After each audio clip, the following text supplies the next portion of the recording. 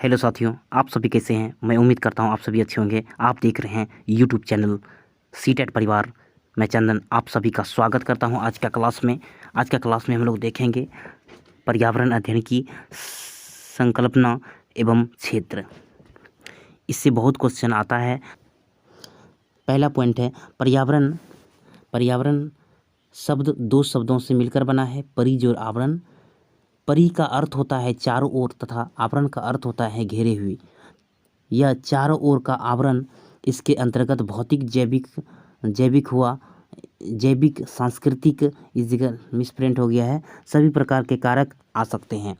पर्यावरण अध्ययन एक एकीकृत विषय है। पर्यावरण जो विषय है वह कैसा है, तो वह एकीकृत विषय है। क्वेश्चन आता है तो आपको याद रखना है एकीकृत विषय है, ठीक है। पर्यावरण अध्ययन में कई विषयों, जीव विज्ञान, इतिहास विज्ञान, नागरिक विज्ञान आदि समावेश हैं। पर्यावरण अध्ययन में सभी सब्जेक्ट समावेश होता है, ठीक है। सबका कुछ न कुछ इसमें योगदान होता है। साथियों, अगर आप साथ ही साथ नोट्स बनाते जाते हैं तो आपको ज़्यादा लाभ मिलेगा। नोट्स अगर आप बना लेते हैं तो वो आपको याद हो जाता है। तो आप प्लीज़ मेरी बातों को मानें और आप नोट्स बनाते जाएं। और एक बार में अगर इसमें समझ में नहीं आए तो दोबारा देखें वीडियो को, समझ में आ जाएगा। अगला पॉइंट देखते हैं। अगला पॉइंट आपका है कि पर्यावरण शिक्षा औपचारिक तथा अनौपचारिक दोनों रूपों में चलनी चाहिए।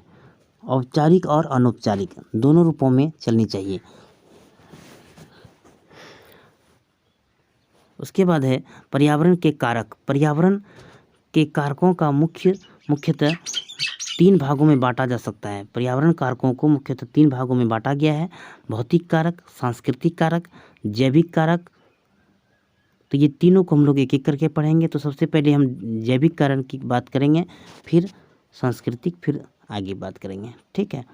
तो आपका जैविक कारक क्या है? पर्यावरण के वे सभी तत्व जिसमें जीवन होता है जैविक कारक के अंतर्गत आ सकते हैं, जैसे पेड़ पौधे, सूक्ष्म जीव, मनुष्य, प्राणी आदि, ये जैविक कारक हैं।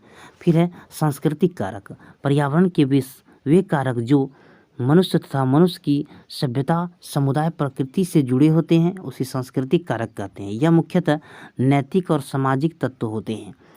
भौतिक कारक।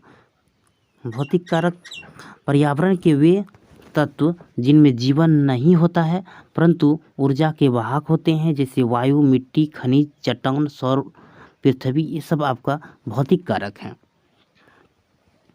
आगे देखिए पर्यावरण अध्ययन का क्षेत्र। पर्यावरण अध्ययन का क्षेत्र क्या होता है? तो पारिस्थितिक क्षेत्र होता है, मानव स्वास्थ्य होता है, वानिकी क्षेत्र होता है। तो पारिस्थितिक क्या होता है उसको समझिए पहले। पारिस्थिति वह विज्ञान है जिसमें जीवन तथा उसके वातावरण के बीच संबंध अध्ययन किया जाता है, ठीक है। यानी जीवन तथा उसके वातावरण के बीच, यानी एक जीव दूसरे जीव पर कैसे आश्रित होते हैं, वही आपका पारिस्थितिक तंत्र कहलाता है। मानव स्वास्थ्य। मानव स्वास्थ्य तो आप समझते होंगे कि मानव स्वास्थ्य तथा पर्यावरण सीधा संबंध है। मानव के अनेक रोग पर्यावरण के माध्यम से ही फैलते हैं।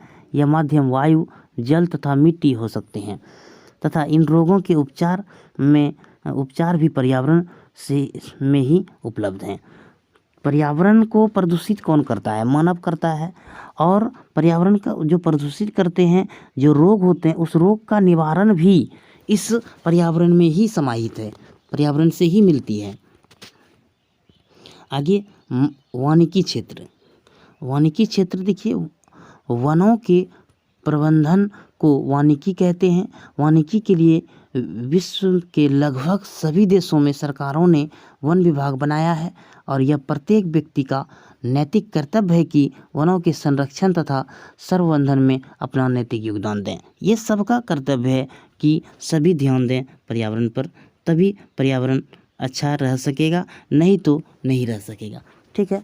साथियों, मैं उम्मीद करता हूँ कि आपको अच्छा लगा होगा और अगर अच्छा लग रहा है तो वीडियो को लाइक करके जाएं, क्योंकि लाइक करना भूल जाते हैं। सब्सक्राइब तो कर ही दिए हैं। एक बार फिर मैं बता देता हूं कि शेयर भी कर दें तब तक के लिए आप बने रहें सीटेट परिवार यूट्यूब चैनल से। तब तक के लिए धन्यवाद।